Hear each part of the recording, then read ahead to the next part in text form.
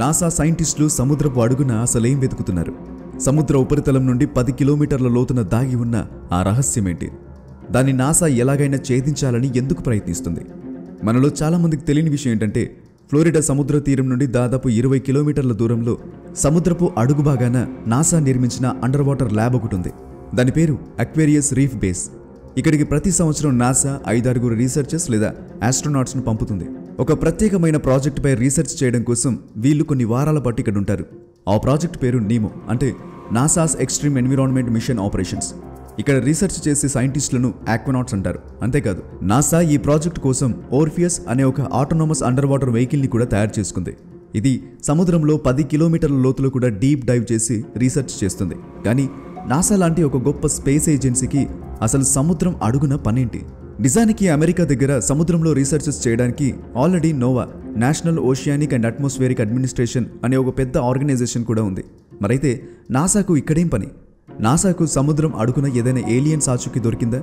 లేదా త్వరలో భూమిపైకి జలప్రలయం రాబోతుందని నాసా అనుకుంటుందా? ఎడ్వర్డ్ బుల్లర్డ్ అనే ఓ ఫేమస్ జియోఫిజిసిస్ట్ ఒక ఇంట్రెస్టింగ్ కామెంట్ చేశారు. అదేంటంటే, భూమిపైన 2/3 వంతు సముద్రంతోనే నిండి ఉంటుంది. కానీ మనకు అంతరిక్షంలో ఉన్న మూన్ అండ్ మార్స్ల గురించి తెలిసినంతగా మన భూమిపైన ఉన్న సముద్రాల గురించి తెలియదు అని. దాని అర్థం సముద్రపు అడుగుకి వెళ్ళి అక్కడ రీసెర్చ్ చేయడం చాలా కష్టం. ఇది తెలిసినా కూడా నాసా సముద్రం లోతుల్లోకి వెళ్ళి ఎందుకు రీసెర్చ్ చేస్తుంది? ఈ మిషన్కి నాసా కేవలం 2 నెలల టైంను టార్గెట్గా పెట్టుకోవాల్సిన అవసరం ఎందుకు ఏర్పడింది? మనని ఆందోళనకు గురిచేసే విషయం ఏదైనా దాగుందా? నిజానికి అసలు నాసా శాస్త్రవేత్తల మైండ్లో ఏముందో తెలుసుకునే ప్రయత్నం చేద్దాం. So let's get started. Present NASA చాలా ప్రమాదంతో కూడిన మిషన్ను ప్లాన్ చేసింది.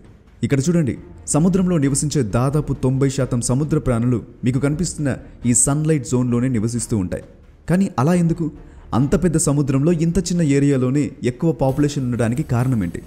దీనికి కారణం ఏంటంటే, మీరు ఎలా సముద్రం యొక్క లోతుల్లోకి వెళ్తూ ఉంటారో అలా ప్రెషర్ పెరుగుతూ ఉంటుంది.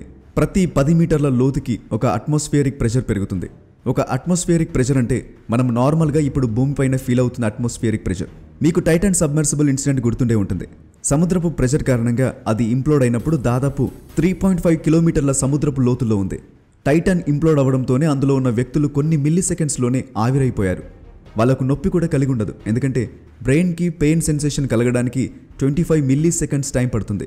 వీళ్ళు అంతకంటే తక్కువ టైంలోనే ఆవిరైపోయారు. అయితే ఇప్పుడు ఈ టైటాన్ సబ్మర్సిబుల్ ఇంప్లోడ్ అయిన లోతు కంటే కూడా 3 రెట్ల ఎక్కువ లోతుకు వెళ్తుంది నాసా. ఎందుకంటే నాసా త్వరలోనే ఒక ఏలియన్ ఎక్స్ప్లోరేషన్ మిషన్ స్టార్ట్ చేయనుంది. అది కూడా అంతరిక్షంలో ఉన్న ఒక ఆబ్జెక్ట్ పైన. ఎక్కడైతే నాసా శాస్త్రవేత్తలకు ఏలియన్ లైఫ్ యొక్క సంకేతం వచ్చిందో అక్కడ. కేవలం అక్కడికి వెళ్ళి కన్ఫర్మ్ చేసుకుని రావాల్సి ఉంటుంది. అసలు ఆ మిషన్ ఏంటి?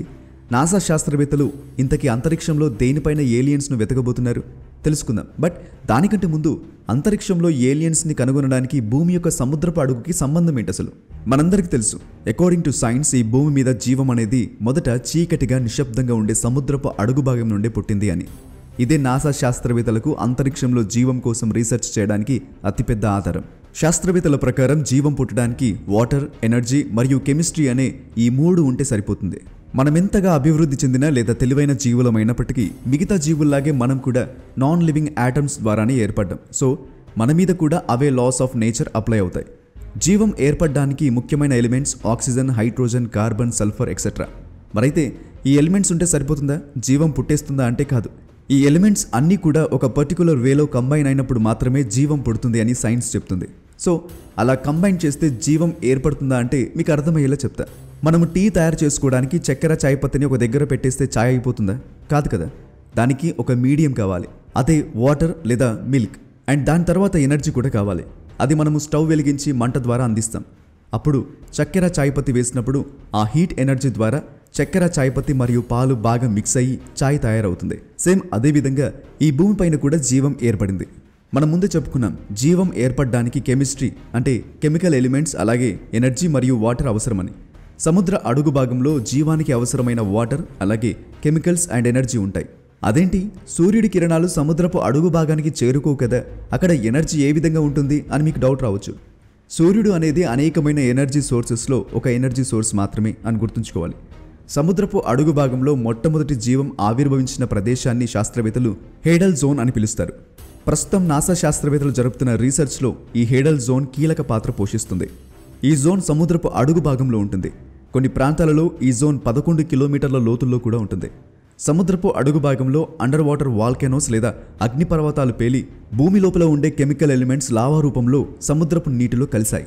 అలా మనకు జీవానికి కావలసిన కెమికల్ ఎలిమెంట్స్, వాటర్, అలాగే అగ్నిపర్వతం పేలడం మూలంగా హీట్ ఎనర్జీ వచ్చాయి. సో దీని మూలంగా సముద్రపు అడుగు భాగంలో మొట్టమొదటి జీవం ఆవిర్భమైంది. మొదట ఈ హీట్ ఎనర్జీ మూలంగా complex biomolecules like proteins, lipids, RNA ఏర్పడ్డాయి. దాంతో first unicellular bacteria and viruses పుట్టాయి. తర్వాత అవి కొన్ని లక్షల సంవత్సరాల మ్యూటేషన్స్ అండ్ ఎవల్యూషన్స్ తర్వాత మల్టీ సెల్యులర్ ప్లాంట్స్ అండ్ యానిమల్స్గా మారాయి. ఇది మనం స్కూల్స్లో ఆరిజిన్ అండ్ ఎవల్యూషన్ ఆఫ్ లైఫ్లో చదువుకున్నాం. ఇలా ఏర్పడింది భూమిపైన జీవం అనేది. నాసా శాస్త్రవేత్తలు ప్రస్తుతం ఇతర గ్రహాలపై జీవాన్ని వెతకడానికి ఇదే ముఖ్య కారణం.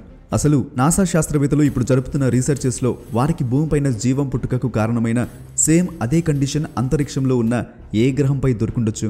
మనకు తెలుసు, మెర్క్యూరీ గ్రహం సూర్యుడికి చాలా దగ్గరగా ఉండటంతో దాని మీద జీవం ఉండే అవకాశం లేదు. దాని తర్వాత వీనస్ గ్రహం చాలా అసిడిక్ కావడంతో అక్కడ కూడా జీవం ఉండే ఛాన్స్ లేదు. ఇక మార్స్ గ్రహం విషయానికి వస్తే అక్కడ ఇప్పటికే శాస్త్రవేత్తలు స్పేస్ షిప్స్ని పంపించి పరిశోధనలు జరుపుతున్నారు. అయితే ఇప్పటి వరకు అక్కడ వారికి ఎటువంటి నీటి జాడ కనిపించలేదు. ఇక దాని తర్వాత ఉన్న గ్రహాలు అన్నీ కూడా గ్యాస్ జాయింట్స్, అంటే వాటిపైన నీరు మాత్రమే కాదు భూమి కూడా ఉండదు. అయితే ఆ గ్రహాలు గ్యాస్ జాయింట్స్ అయినప్పటికీ వాటి మూన్స్ సాలిడ్గానే ఉన్నాయి. ఆ మూన్స్లలో ఒకటే యూరోపా. ఇది జూపిటర్ యొక్క 4th లార్జెస్ట్ మూన్. దీనిపైనే నాసా శాస్త్రవేత్తల ప్రకారం మన భూమిపైన ఉన్నట్టే సాల్ట్ వాటర్ ఓషన్స్ ఉన్నాయంట. శాస్త్రవేత్తల ప్రకారం ఈ మూన్ పైన మన భూమిపైన కంటే 2 ఎక్కువ నీరున్నాయంట. అంతేకాదు, సేమ్ మన భూమిలాగే ఈ మూన్ యొక్క మధ్య భాగం జియోథర్మల్ ఎనర్జీతో తయారైంది. సో ఈ మూన్ పైన జీవానికి కావలసిన water, energy and chemical elements కూడా ఉన్నాయి.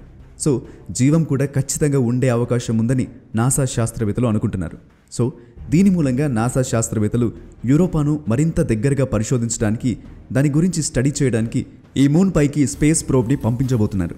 ఇది చాలా గొప్ప మిషన్ అవ్వబోతుంది. ఇది ఏదో చిన్న అల్లటప్ప మిషన్ అనుకోవద్దు. ఇది అన్ని స్పేస్ ఏజెన్సీస్కి చాలా ఇన్స్పైరింగ్ మిషన్గా ఉండబోతుంది. నాసా ఈ మూన్ పైకి ఆల్రెడీ 2024 అక్టోబర్ 14న యూరోపా క్లిప్పర్ శాటిలైట్ను పంపించింది. ఈ శాటిలైట్ భూమి నుండి మన మూన్ ఎంత దూరం ఉందో దానికంటే 1600 రెట్లు ఎక్కువ దూరం ప్రయాణిస్తే తప్ప యూరోపా మూన్ పైకి చేరలేదు. అంటే దీన్ని బట్టి అర్థం చేసుకోవచ్చు ఇది ఎంత గొప్ప మిషన్ అవ్వబోతుందో అని. ఇక ఈ శాటిలైట్ యూరోపా దగ్గరికి వెళ్ళడానికి 7 సంవత్సరాల టైం పడుతుంది. అంటే 2031లో తన డెస్టినేషన్ను చేరుకోబోతుంది ఈ శాటిలైట్. అయితే ఈ శాటిలైట్ జూపిటర్ దగ్గరికి వెళ్ళగానే యూరోపా ఆర్బిట్లో ప్రవేశించడానికి జూపిటర్ యొక్క 4 మూన్స్ని దాటాల్సి ఉంటుంది.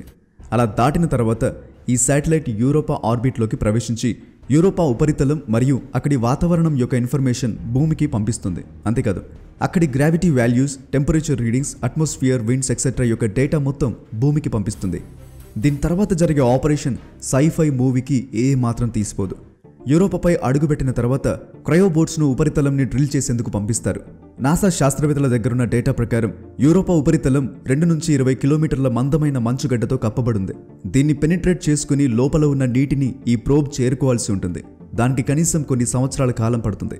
ఆ క్రయోబోట్స్ గడ్డగట్టిన మంచును న్యూక్లియర్ పవర్తో కరిగించుకుంటూ కిందున్న సముద్రాన్ని చేరుకుంటుంది. మరియు దానితో పాటు 48 మైక్రో రోబోట్స్ను తీసుకెళ్తుంది. వాటితో యూరోపా మూన్ యొక్క సముద్రపు అడుగున దాగి ఉన్న జీవం కోసం నాసా పరిశోధనలు మొదలుపెట్టనుంది. ఒకవేళ అక్కడ మనకు ఏలియన్ లైఫ్ దొరికితే ఎలా ఉంటుంది? వాటి బయాలజీ ఏ విధంగా ఉండబోతుంది? ఒక్కసారి ఊహించుకోండి. అలా కొత్త జీవం ఆచూకీ దొరికితే మనం ఈ అనంత విశ్వంలో ఒంటరి వాళ్ళం ఏమాత్రం కాదు.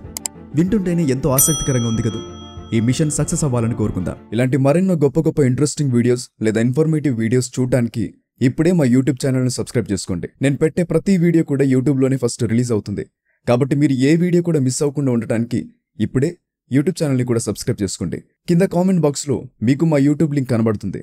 అక్కడ క్లిక్ చేసి వెంటనే మా ఛానల్ని సబ్స్క్రైబ్ చేసుకోండి. ఇలాంటి గొప్ప గొప్ప వీడియోస్ మీరు మిస్ అవ్వకుండా ఉంటారు.